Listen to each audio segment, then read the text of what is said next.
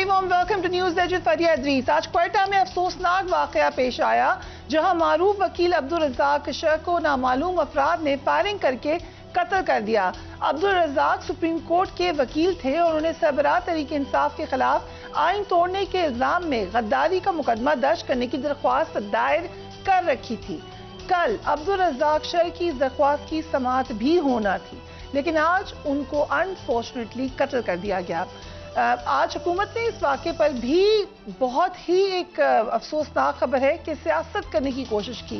वज़ीर-ए-आज़म के मामले ख़ुसूसियत तारड़ ने किसी मुकदमे के इंदराज और तफ्तीश के बगैर थोड़ी ही देर में डायरेक्ट फैसला सुनाया कि ये कत्ल सरबराह तहरीक इंसाफ ने ही करवाया है और मुकदमा भी उन्हीं के खिलाफ दर्ज होना चाहिए।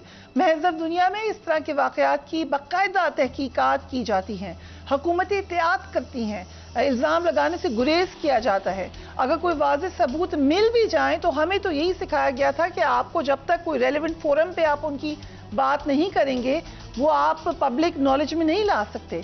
इस हवाले से बाकायदा कौम को इत्मीनान में लेने की प्रैक्टिस होती है, लेकिन मौजूदा हुकूमत ने यह तय कर रखा है कि हर मामले को सियासत ही की भेंट चढ़ाना है। माजी में जो उनके साथ हुआ बहुत बुरा हुआ, बड़ा अफसोस है उसका, लेकिन हर मामले को उसी के साथ जोड़ना है और उसी तरीके से सियासी इंतकाम लेना है। सरबराह तहरीक इंसाफ को भी हर मामले में ही मुलविस करना है। अब्दुल रज़ाक शह के कत्ल की FIR ताहाल दर्ज नहीं हो सकी। ये एक और परेशान कुन बात है, क्योंकि मकतूल के रवाहिकीन नामालूम अफराद को कत्ल का जिम्मेदार करार दे रहे हैं, जबकि हुकूमत बज़िद है कि FIR में सरबराह तहरीक इंसाफ ही का नाम डाला जाएगा। देख लें आज इस मामले पर वज़ीर-ए-आज़म के मामले ख़ुसूसियत तारड़ जो रोज एक प्रेस कॉन्फ्रेंस करते हैं, उन्होंने क्या कहा।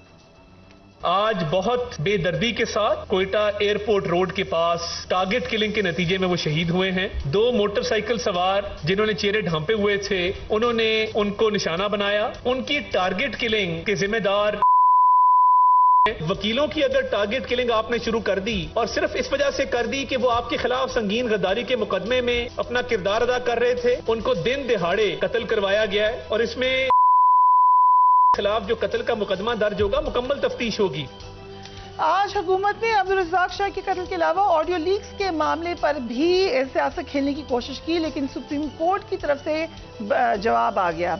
ऑडियो लीक्स पर जारी बहस में आज माहिर कानून एतजाज अहसन ने कहा कि 2 घरेलू खवातीन आपस में बातें कर रही थी, उनकी ऑडियो सामने आ गई है, लेकिन नून लीग की अब तक कोई ऑडियो क्यों नहीं आई है।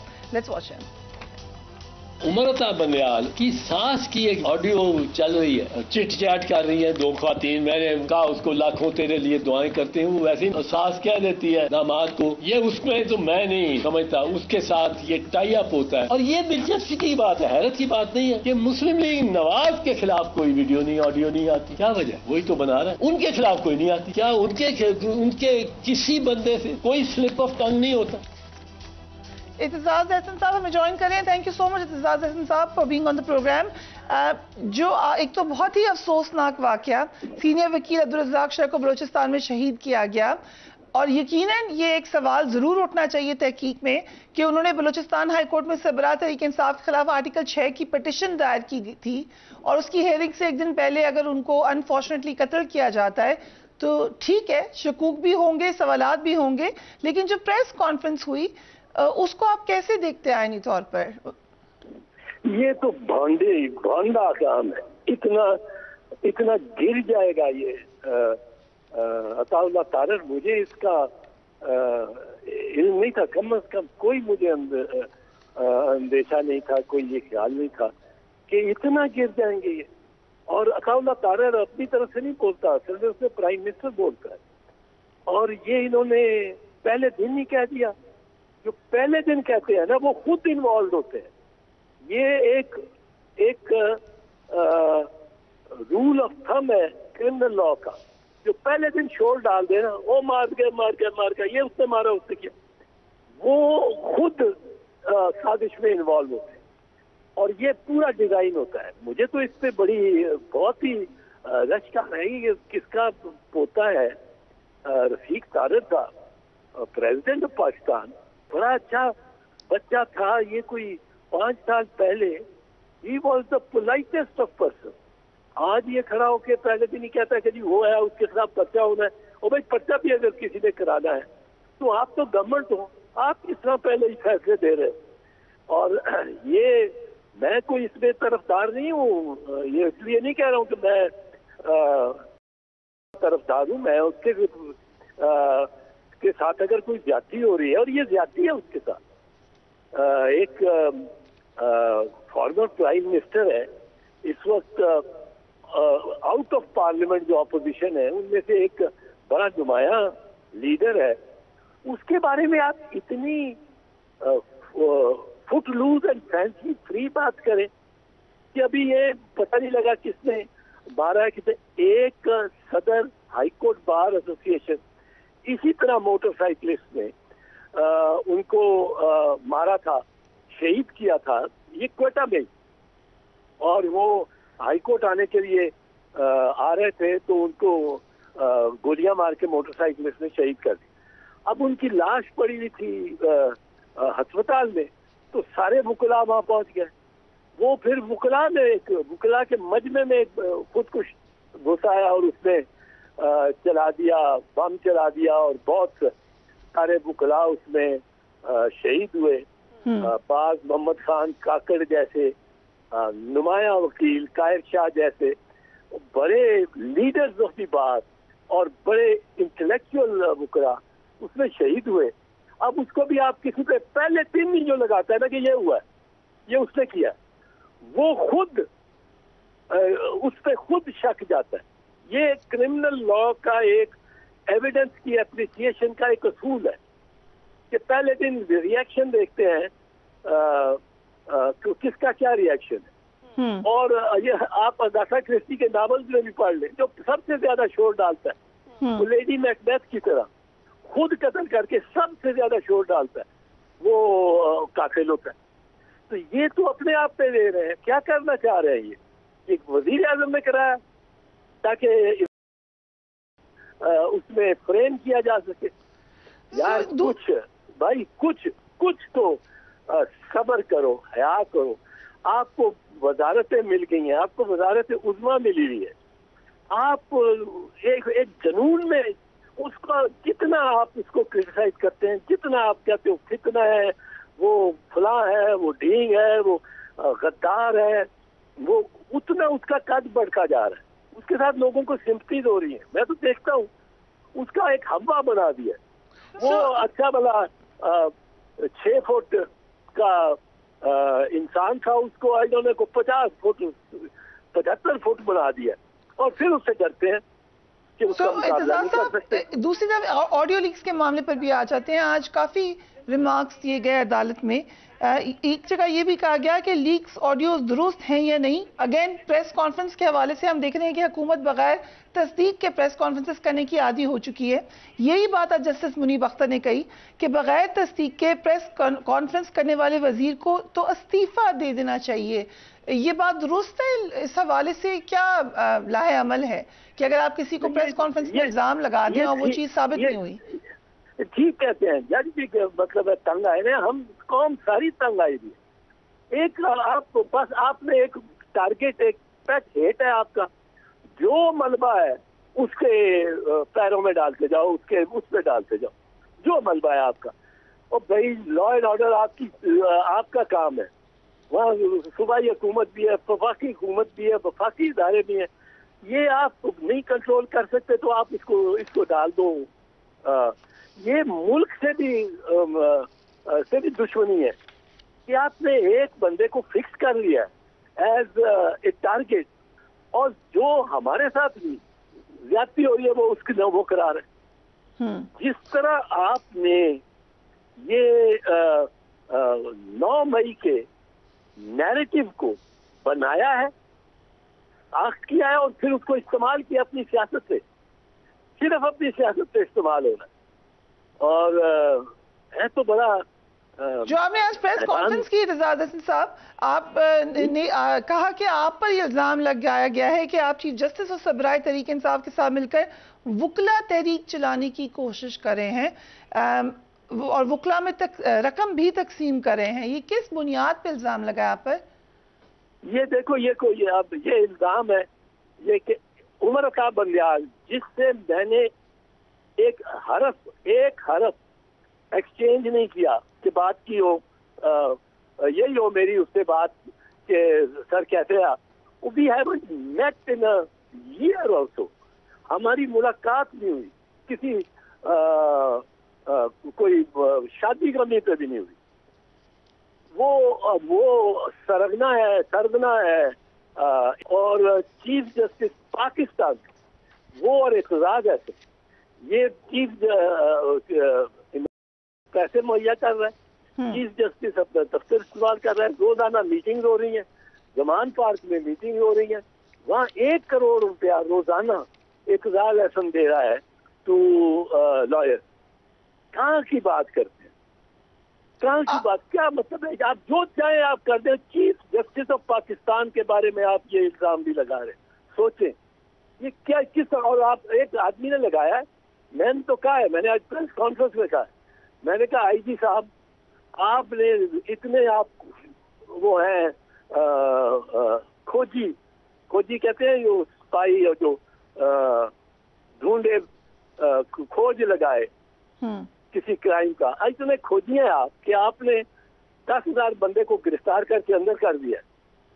جو ان میں سے ہائی کلاس کے لوگ ہیں ان کو آپ اجازت دیتے ہیں کہ جاؤ اور پریس کانفرنس کرو اور گھر جاؤ, اور کوئی سب گناہ آپ کے معاف.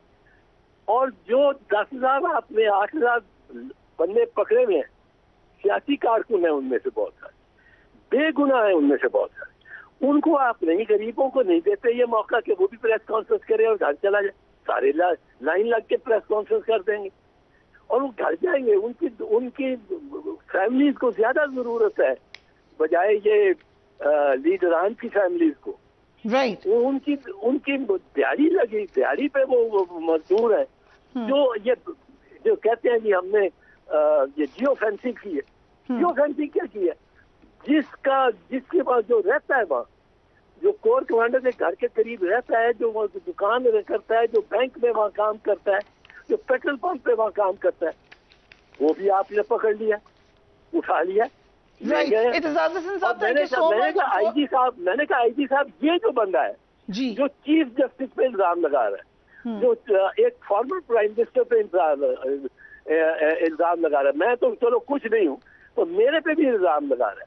آپ پہ میں دیکھوں گا, یہ میں نے کہا میں فیڈ ساری میڈیا کو دے رہا ہوں, یہ آپ اس کو بھی پکڑے, تب بات ہوگی نا. ایک چیز یہ انسپیکٹر جنرل پولیس کے ہوتے ہوئے اتنا بڑا سانحہ ہو گیا ہے, اور پنجاب میں جگہ جہاں آئی جی پولیس کی حکمرانی ہے وہ وہاں یہ آگے لگ گئی ہیں, سب کچھ ہو گیا. اس نے ایک سپاہی نہیں موو کیا کہ جا کے روکو.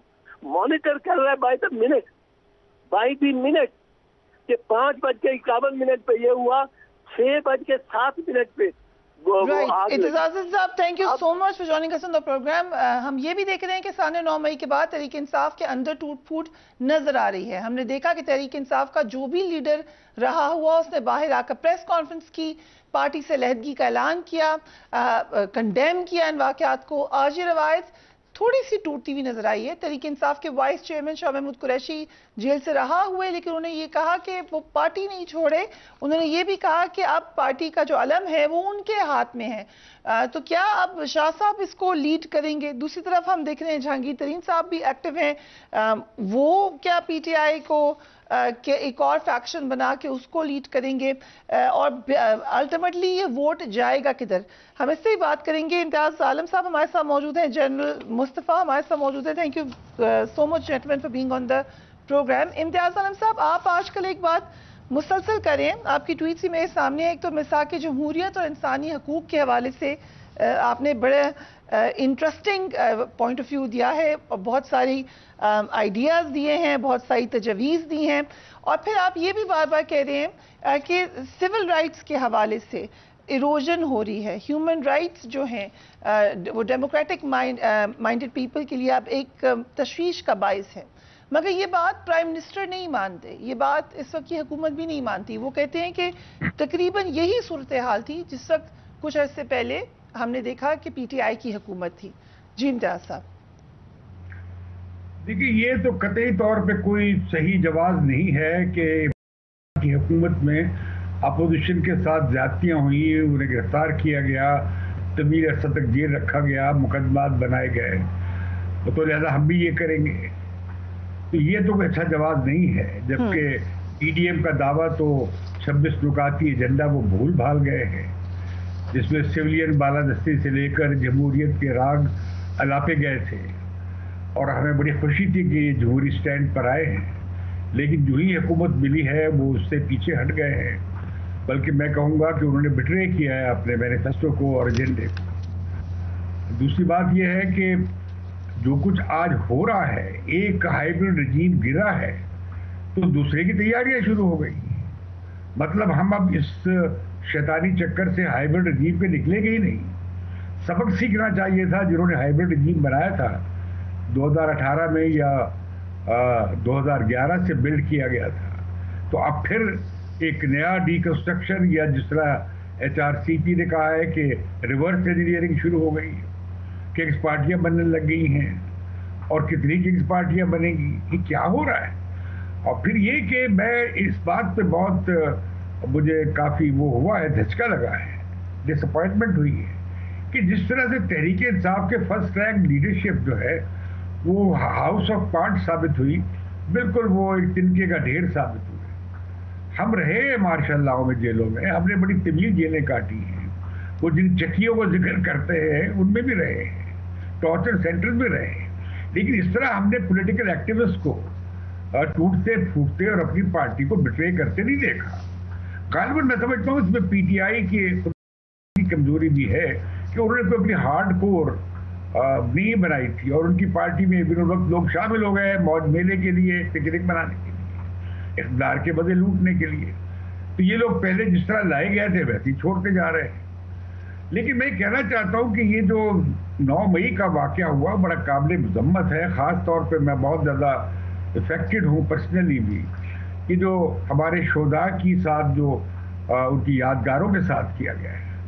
دفتر ٹوٹتے رہتے ہیں، دیواریں گرتی رہتی ہیں، اس کا مسئلہ نہیں ہے، وہ بھی ایک مسئلہ ہے. لیکن بڑا مسئلہ یہ ہے کہ ہمارے شہداء کے ساتھ جو زیادتی ہوئی ہے. میں سمجھتا ہوں کہ ان لوگوں کے خلاف کارروائی جنہوں نے کیا ہے ضرور ہونی چاہیے، قانون کے مطابق ہو اور ڈیو پروسیس. لیکن یہ جو معاملہ ملٹری کورٹس کا ہے، اس میں تو سپریم کورٹ ایک بار نہیں 2 بار یہ قرار دے چکی ہے کہ ملٹری کورٹس بن ہی نہیں سکتی. 11 رکنی بینچ کا فیصلہ بھی ہے، 8 رکنی بینچ کا فیصلہ بھی ہے. جب ملٹری کورٹس بنائی گئی تھی تو آئین میں ترمیم کر کے بنائی تھی، اور ایک وقت کے بعد وہ ختم ہو گئی. اگر آرمی ایکٹ کے تحت ہی یہ ملٹری کورٹس بن سکتی تو اس وقت بھی بن سکتی تھی، پھر آئین میں ترمیم کی کیا ضرورت. اور اگر کے خلاف سوچا جا رہا ہے کہ انہیں ملٹری کورٹ میں ٹرائی کیا جائے گا، تو میں سمجھتا ہوں اس سے بہت عالمی طور پہ بھی شور بچے گا، اور ملک میں بھی جو انسانی حقوق کے نمائندے ہیں یا جمہوریت پسند ہیں جنہیں بھلے اختلاف ہو عمران خان سے، وہ اس کی مذمت کریں گے. رائٹ. میں سمجھتا ہوں کہ جس طرح آپ نے مسئلہ اٹھایا یہ رزاق صاحب کا، جی اب وہ بہت ایک خوفناک قتل ہے. رزاق صاحب نے اس کی تفصیل بیان کی ہے. یہ کیسے پہلے سے پری جج کر لیا گیا ہے، اور یہ حکومت یہ غلطی کر رہی ہے کہ 135 کیس میں پکڑ لو، جو کیس بنتا ہے اس پہ ڈال دو. اس سے جو 2-4 کیسز کے خلاف جینوئنلی بھی چل سکتے تھے، اب وہ بھی کمپرومائز ہو جاتے ہیں. دیکھیں جی وکٹمائزیشن ہو رہی ہے، یہی دیکھ رہے ہیں ہم. اس کی وجہ سے دنیا میں اس پہ اب سوالات اٹھ رہے ہیں. اب سول سپیس تو کم ہوئی ہے، اب پارٹیاں ٹوٹ رہی ہیں، کنگز پارٹیاں بن رہی ہیں، مینوپولیشنز ہو رہی ہے، ریورس انجینئرنگ ہو رہی ہے. اب میڈیا پہ بندش ہے، ایک طرفہ ریلا چل رہا ہے. تو امتیاز صاحب اگر مجھے اجازت ہے جنرل صاحب کو بھی ہم بیچ میں شامل کرتے ہیں. جنرل صاحب آپ نے امتیاز صاحب کی بات تفصیل سے سنی، اور وہ ان کا جو پروپوزڈ ایجنڈا ہے وہ بھی میرے پاس ہے اس وقت. سلوشن کیا ہے؟ ہم نے دیکھا کہ ٹیمپریچر بہت ہائی کیے گئے، ہر طرف سے غلطی ہوئی، حکومت سے غلطی ہوئی ہے، پی ٹی آئی سے غلطیاں ہوئی ہیں، سنگین غلطی ہوئی ہے 9 مئی کو. لیکن اب وے فارورڈ کیا ہونی چاہیے؟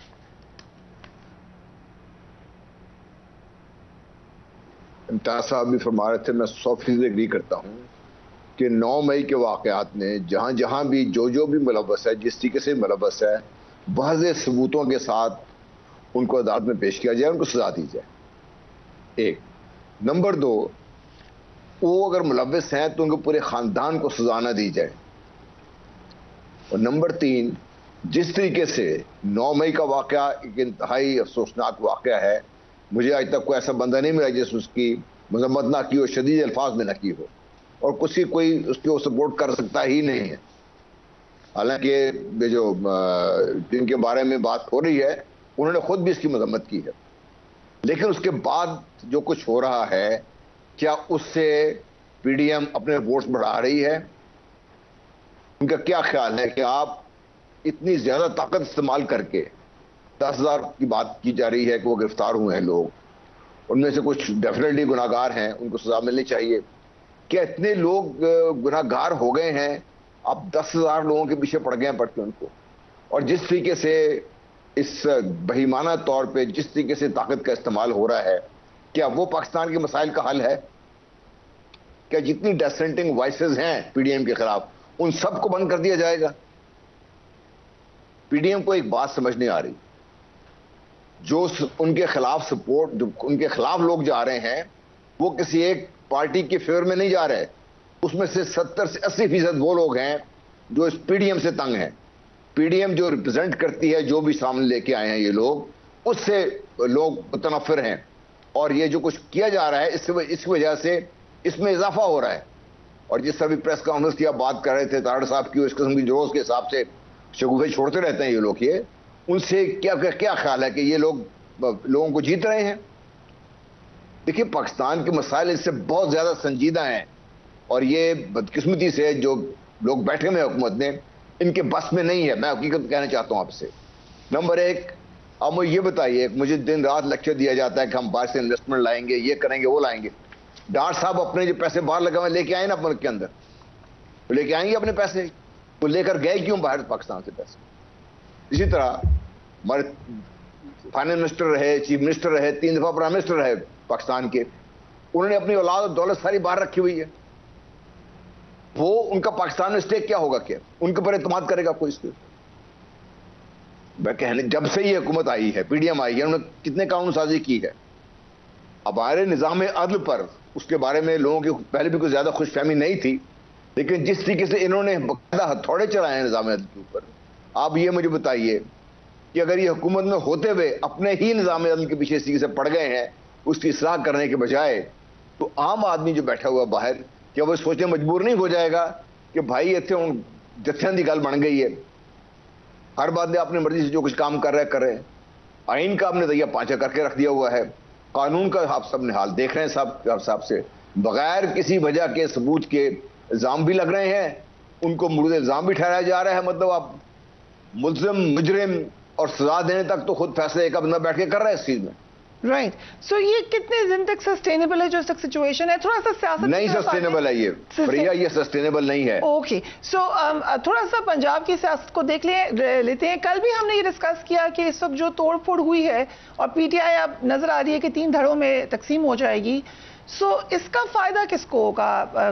ہمارے ساتھ فارمر گورنر موجود تھے چودھری سرور، انہوں نے کہا اس کا ڈائریکٹ فائدہ پاکستان مسلم لیگ نون کو ہونے جا رہا ہے.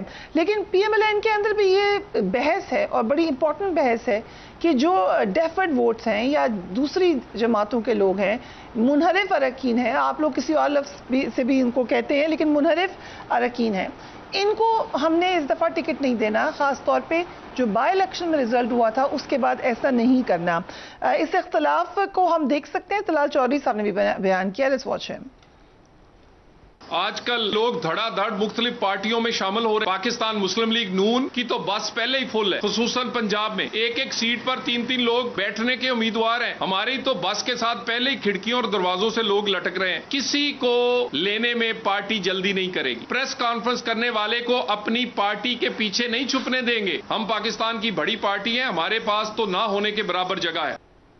امتیاز عالم صاحب، کیونکہ آپ تو you understand democracy, democratic value so much better, یہ ہمارے ہاں المیہ ہے کہ پارٹی کا لیڈر کیوں نہیں چینج ہو جاتا اگر مسئلہ ہوتا ہے؟ باہر کے ملکوں میں تو بڑے آسانی سے ہوتا ہے، یہاں پہ پارٹیاں لوگ تبدیل کرنا شروع کر دیتے ہیں.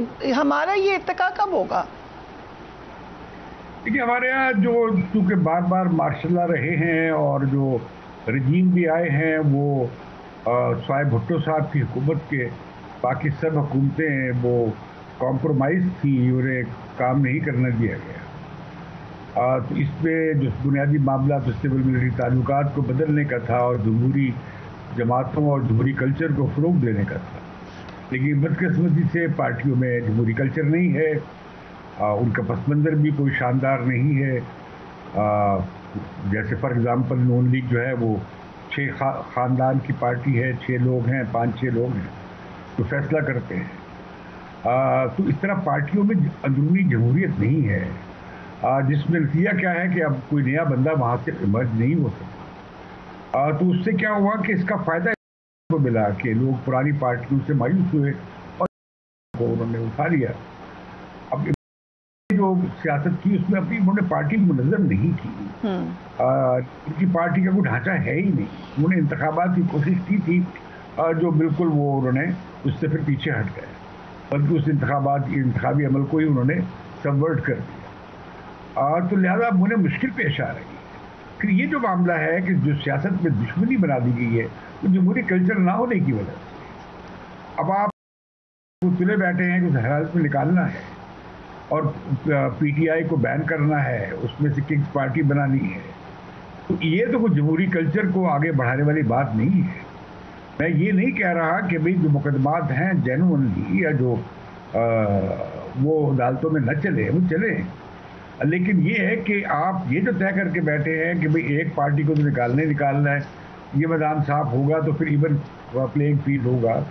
تو میں سمجھتا ہوں کہ بنیادی سوال یہ نہیں ہے. بنیادی سوال یہ ہے کہ میرا، آپ کا، ہر شہری کا جو حق رائے دہی ہے، ہمیں منصفانہ طور پہ شفاف طریقے سے رائے دہی کا حق دیا جاتا ہے یا نہیں دیا جاتا. وہ اس ملک میں صرف ایک بار دیا گیا 1970 جس کے نتیجے میں بنگلہ دیش آزاد ہوا اور پاکستان میں، مغربی پاکستان میں 1973 کا آئین بنا اور ہم ایک ریپبلک بنے.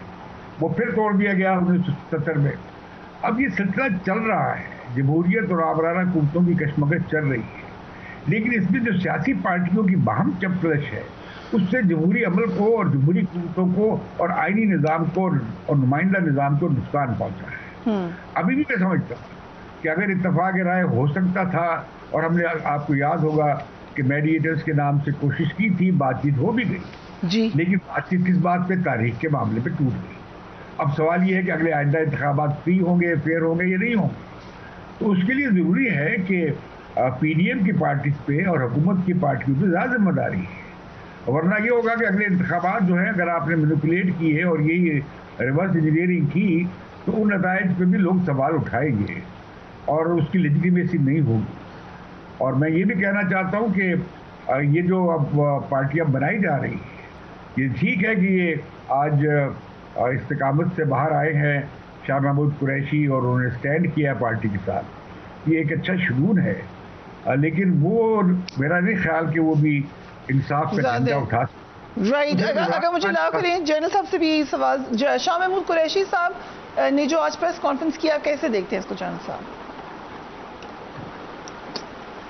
جی مجھے سوال کیا جی جنرل صاحب.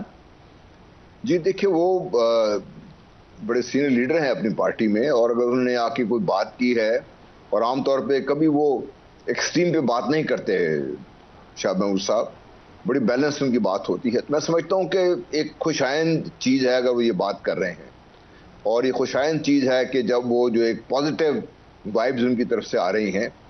اور میں تو ہمیشہ سے اس بات سے سمجھتا ہوں، ہو سکتا ہے میں غلط ہوں، کہ ملک میں حالات کی بہتری کی ذمہ داری سب کی ہے، لیکن زیادہ ذمہ داری جو حکومت بیٹھی ہوئی اس کی ہے. یہ ان کو انیشیٹو لینے پڑتے ہیں. جب خان صاحب تھے تو مسعود جی ہم کہہ رہے تھے کہ بھائی آپ بات چیت کیجئے، اس کے بغیر گزارا نہیں ہے، بات چیت کرنا چاہیے. جمہوریت میں جب تک بات چیت کا تسلسل نہیں رہے گا حالات کی بہتری نہیں ہوگی. مسعود جی میں بات کر رہا تھا، میں آج بھی بات کر رہا ہوں، چاہے وہ الیکشن آپ کل کرا لیں، آج سے 2 مہینے بعد کرا لیں، 6 مہینے بعد کرا لیں، آپ کے ملک میں انتشار کم نہیں ہوگا. انتشار کو کم کرنے کے لیے ہماری جو لیڈرشپ ہے اکراس دی بورڈ، اور تمام پارٹیوں کی لیڈرشپ سے میں بات کر رہا ہوں، یہ ان کو اپنے جو مفادات کے لمیٹڈ دائروں سے باہر نکلنا پڑے گا کہ میرا خاندان میری پارٹی، میری پارٹی، اس سے باہر نکلنا پڑے گا. پاکستان کے مسائل اس سے بہت زیادہ گمبھیر ہیں. جب تک آپ مل کے بیٹھ کے انتخابات کا اور اس کے بعد کا لاہ عمل کو منیمم ایجنڈے پہ آپ متفق نہیں ہو جاتے، اس کو آپ انشرائن نہیں کر دیتے ایسے طریقے سے کہ اس کو چینج نہ کر سکے، फॉर एग्जाम्पल हम बात करते हैं चार्टर ऑफ इकोनॉमी होनी चाहिए, बड़ी अच्छी बात की हमारे प्राइम मिनिस्टर ने, होनी चाहिए, सब लोग बात कर रहे हैं, लेकिन उसको आप एक पूरे ओवरऑल फ्रेमवर्क का हिस्सा बनाए। क्योंकि आज भी जो है जिस तरीके से हमारी पॉलिटिकल अनसर्टेनिटी है, इसकी वजह से आपकी मैशियत तरक्की नहीं कर रही और मसाइल भी हैं इसमें, तो इन सब को एक इंश्राइन करने के बाद ये मैं समझता हूँ कि सियासी लीडरशिप का कमाल ही यही होता है कि मिलके बैठ के बेयर मिनिमम उस पे एक कंसेंसस पैदा कर लेते हैं और करने चाहिए। तो हम इस बात पे रैप अप करते हैं। Thank you gentleman for being on the programme के बातचीत, कंसेंसस, मीडिएशन, यही वे फॉरवर्ड है। इस कदर डिवीजन हो चुकी है, अब अगर आगे चलना है तो कहीं ना कहीं से आपको बातचीत का आगाज करना ही होगा। यकीनन टेम्परेचर्स हाई हैं, but that is the way forward. We will take a break. उसके बाद इस वक्त मुआशी फ्रंट पर सूरत हाल है क्या, बात करेंगे राइट आफ्टर ब्रेक।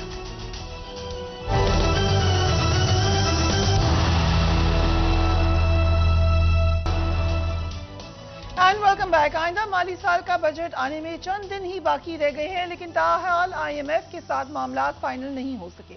वज़ीर आज़म शहबाज शरीफ ने तुर्क मीडिया को इंटरव्यू में दावा किया कि IMF से इसी माह अच्छी खबर आने वाली है, लेकिन IMF से अभी तक ऐसा कोई इंदिया नहीं आया है। IMF एग्जीक्यूटिव बोर्ड का इजलास 14 जून को शेड्यूल है, लेकिन इसमें पाकिस्तान के साथ मुआहदे का मामला अभी तक शामिल नहीं है। IMF आइंदा बजट में पाकिस्तान से ज़्यादा टैक्सेस लगाने का मुतालबा कर रहा है। हुकूमत आइंदा माली साल में टैक्स वसूलियों का हदफ 9200 अरब रुपए रखना चाह रही है, जबकि IMF का मुतालबा है कि मजीद टैक्स लगाकर टैक्स वसूलियों का जो हदफ है वो 9800 अरब रुपए तक ले जाया जाए। अगर IMF का टैक्स हदफ बढ़ाने का मुतालबा तस्लीम किया गया तो पेट्रोलियम मसनूआत, गाड़ियों और इम्पोर्टेड आइटम्स पर टैक्स की शरह बढ़ने का इम्कान है और ऑब्वियसली बढ़ती हुई महंगाई भी मजीद बढ़ जाएगी। पाकिस्तान में जारी जो महंगाई की हालत है उस पर हम बार बार आपको बताते रहते हैं। एक बार फिर आप स्क्रीन पर देख लीजिएगा। शहबाज ज़ैदी मेरे साथ मौजूद हैं। वो बहुत दिनों से आउट ऑफ बॉक्स सोल्यूशन का बार बार कहते हैं।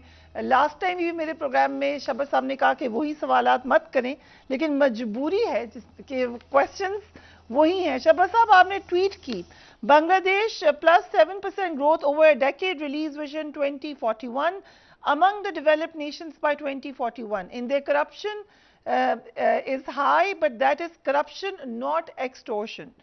फिर आपने आगे पाकिस्तान का उससे कंपैरिजन किया। एक और ट्वीट भी मैं आपकी पढ़ देती हूँ यहाँ पर जल्दी से, if you allow me। आपने कहा in a country where 30 billion are remittances from workers equal to exports and huge undocumented economy, the efforts for stability of markets is almost impossible. सो आप हाईलाइट तो करते रहते हैं, लेकिन मसला यही है कि एक बार फिर बजट तब आ रहा है जब इलेक्शन की भी बात हो रही है। आप क्या एक्सपेक्ट कर रहे हैं कि क्या होने जा रहा है? बिस्मिल्लाहिर्रहमानिर्रहीम। देखिए फरिया, बात यह है कि जो कुछ भी हो रहा है पाकिस्तान की माशी सूरत हाल में, और जो कुछ भी IMF कह रहा है या कर रहा है, उसमें कोई भी ऐसी चीज़ नहीं है, ज़र्रा बराबर भी ऐसी चीज़ नहीं है जो मेरी प्रोजेक्शन से मुख्तलिफ हो। और अगर आप मुझे फॉलो करती रही हैं तो बिल्कुल हालात उसी तरफ जा रहे हैं जो मैं फोर्सी कर रहा था और देख रहा था, और वहीं जा रहे हैं। और वो ये है कि पाकिस्तान को मुश्किलात का शिकार है पाकिस्तान, और हम सिर्फ ये बात करते हैं कि IMF का प्रोग्राम आ जाएगा या IMF का प्रोग्राम नहीं आएगा। मैं आपको सिर्फ ये कहना चाहता हूँ कि IMF किसी भी मसले का हल नहीं होता। वो एक अस्पताल की तरह है जिसमें मरीज को ले जाया जाता है और फिर उसके बाद उसका इलाज शुरू किया जाता है। हम ये समझते हैं कि अस्पताल में पहुँचाना वो काफ़ी है। तो अभी मैं एक सेमिनार में था लाहौर में, तो उसने तो IMF का मतलब होता है कि वेंटिलेटर पे बंदा पड़ा हुआ है इस वक्त। तो हमारा मसला ये है कि हमारा जो मरीज है वो वेंटिलेटर पे पड़ा हुआ है और हम अगले हफ्ते उसकी शादी की तैयारियां कर रहे हैं। तो ये जो बेकार की हम बातें कर रहे हैं कि IMF आएगा या आ जाएगा और सही हो जाएगा, ये बातें गलत हैं। मैंने पहले भी कहा कि IMF के बगैर कोई इलाज नहीं है, जाना हमें IMF में ही पड़ेगा, मगर IMF के जाने के बाद जो इलाज वो बता रहे हैं वो करने पड़ेंगे। अच्छा, आप लोग ये समझ रहे हैं कि इलाज सिर्फ ये है कि जी हम पेट्रोल की प्राइस बढ़ा दें یا ہم ٹیکسز میں 100-200 بلین کا کریکشن کر لیں، یہ علاج نہیں ہے۔ پاکستان کو سب سے پہلا علاج تو یہ کرنا پڑے گا فریہ، کہ یہ ایکسیپٹ کرنا پڑے گا کہ ہم اپنے بیرونی اور اندرونی قرضے ادا نہیں کر سکتے اس شیڈول پہ جو شیڈول آج موجود ہے۔ اب اس کو آپ ری پروفائلنگ کہہ لیں، ری شیڈولنگ کہہ لیں، ڈیفالٹ کہہ لیں، قومی سلامتی کہہ دیں، کوئی اچھا سا نام رکھ دیں، پاکستان کا ہنی مون نام رکھ دیں، کوئی نام رکھ دیں، مگر وہ ایک ایونچولیٹی ہے، ایک ریئلٹی ہے، ایک حقیقت ہے، جس سے آپ جتنا عرصے نظر چرائیں گے اتنا پاکستان کا نقصان ہوتا جائے گا۔ تو اچھا، اس میں یہ جو گورنمنٹ ہے، یا یہ آپ یہ سمجھ رہی ہیں کہ بجٹ آئے گا اور بجٹ میں کوئی بہت جگہ دے دیں گے، یا اچھا ہو جائے گا یا برا ہو جائے گا یا الیکشن ہو جائے گا تو پاکستان میں کوئی وعدہ کرے، فائنانس منسٹر آ کے بار بار کہتے ہیں کہ میں بڑا عوام فرینڈلی بجٹ دوں گا۔ دیکھیں، آپ نے مجھے ایک فائنانس منسٹر کے کسی کمنٹ پہ کبھی کمنٹ کرتے دیکھا ہے؟ نہیں، آپ نے نہیں کہہ رہے کہ مس عائشہ کے آپ نے ایک کامنٹ وہ پڑھ دوں اگر اجازت دیں۔ آپ نے کہا one can only laugh at the statement of Miss Aisha, state MOF on IMF's interference in political affairs. اور میں نے یہ بھی کہا کہ جب انہوں نے کہا پلان بی ہے تو میں نے پوچھا پلان بی کیا ہے، اگلے دن انہوں نے چینج کر دیا کہ پلان بی نہیں ہے۔ تو مس عائشہ کے بارے میں تو میں یہ کہتا ہوں کہ وہ جا کے اپنے ہسبینڈ سے پوچھ لیا کریں، وہ اخبار میں آرٹیکل لکھتے ہیں تو وہ بتا دیں گے کہ ان کے پلان میں کیا ہے۔ آج بھی اخبار میں ان کے ہسبینڈ کا ایک آرٹیکل آیا ہوا ہے۔ تو آپ میڈم فریہ ان لوگوں کو زیادہ سیریس نہیں لیا کریں، مطلب پاکستان کی معیشت میں ان سیاستدانوں کو، ان لوگوں کو آپ سیریس لیتی ہیں اور آپ ان کے بارے میں بات کرتی ہیں تو آپ ٹیکنیکلی پاکستانی قوم کا ٹائم ضائع کر رہی ہوتی ہیں۔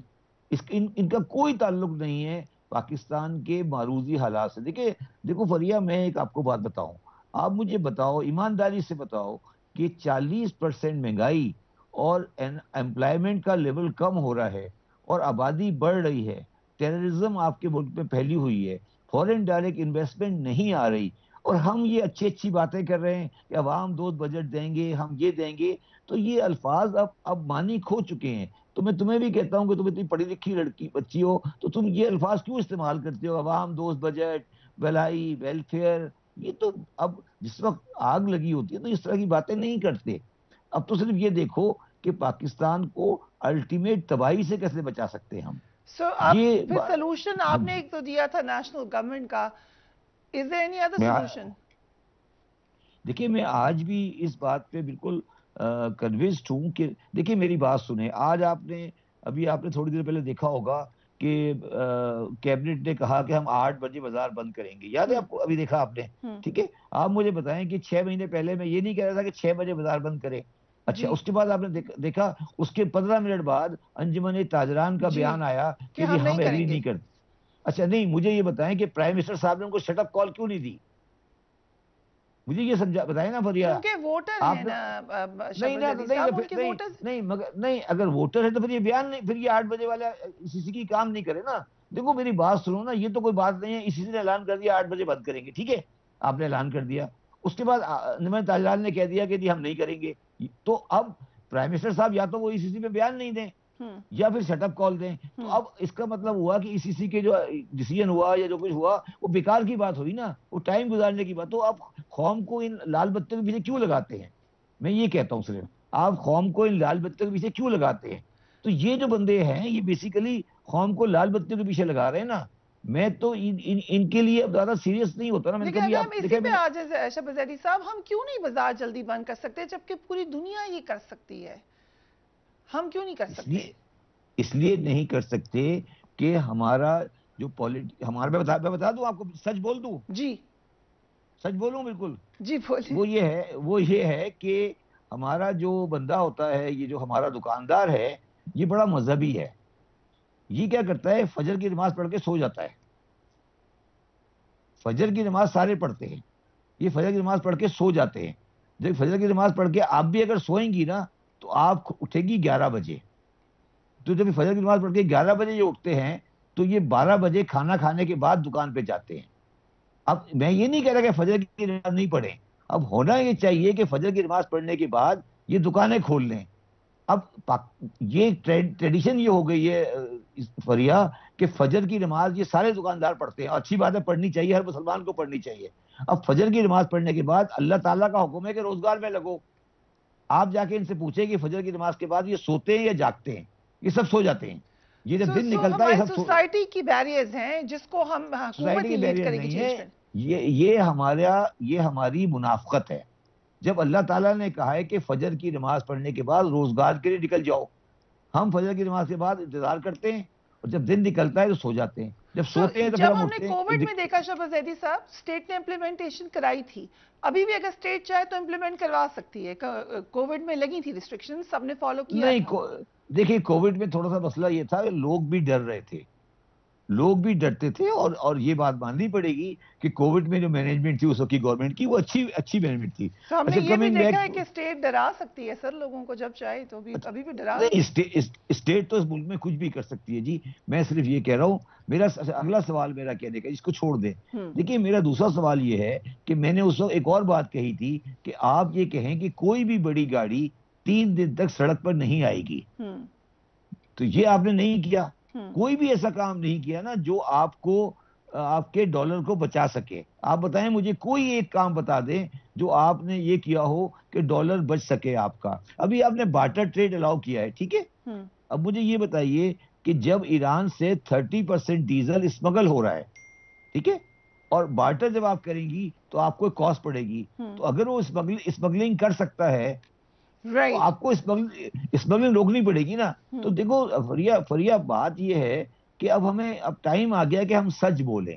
اچھا، coming back to the solution یہ ہے، میں اب دوبارہ واپس اسی بات پہ آتا ہوں کہ سولوشن یہ ہے کہ آپ الیکشن کرائیں، الیکشن کرانے کے بعد جو بھی گورنمنٹ آئے وہ آئی ایم ایف میں جائے اور آئی ایم ایف کے ساتھ جو بھی ایگری کرنا ہے وہ کرے، اور چائنا کے ساتھ بیٹھ کے ڈیٹ کی ریشیڈولنگ کرائے اور ایک ٹیسٹ ڈیفالٹ کرے، اور اس کے بعد ایک قومی گورنمنٹ بنائی جائے۔ قومی گورنمنٹ کا مطلب ہوتا ہے کہ جس میں تمام پارٹی ہوتی ہیں، اپوزیشن نہیں ہوتی، اور اس کا ایک سیٹل پلان ہوتا ہے، اور وہ گورنمنٹ 5 سال اپنا ٹینیور پورا کرے، اور اس گورنمنٹ میں فوج کا نمائندہ بھی گورنمنٹ میں بیٹھے، اور وہ 5 سال میں قومی گورنمنٹ ہو، اور وہ اکنامک پالیسی کے اوپر ایک کنسسٹنٹ پالیسی کرے۔